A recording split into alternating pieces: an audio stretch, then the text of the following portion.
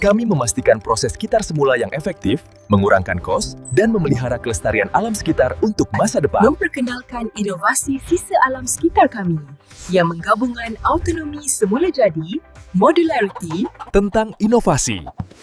Kumpulan Sasar. Assalamualaikum dan selamat sejahtera. Kami daripada Eco Innovator Attack DPM Shah Alam. Saya Wan Hafizan bin Haidi. Ini adalah Muhammad bin Abdul Kadir. Ini Yi Swijin. Hari ini kami akan memamerkan satu projek ialah BSFL.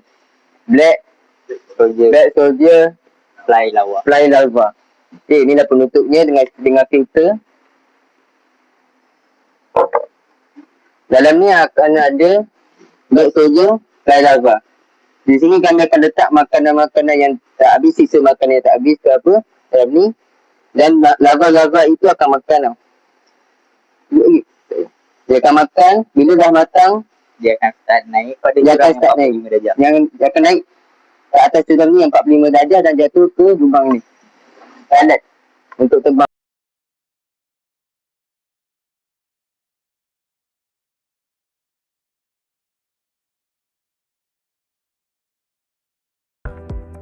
Dengan inovasi ini, kami mampu memproses 3 kg sisa buangan dalam tempoh 10 ke 12 hari. Keberhasilan projek ni memang tinggi. Dia first akan menggunakan makanan terbuang kita yang kita tak dapat recycle.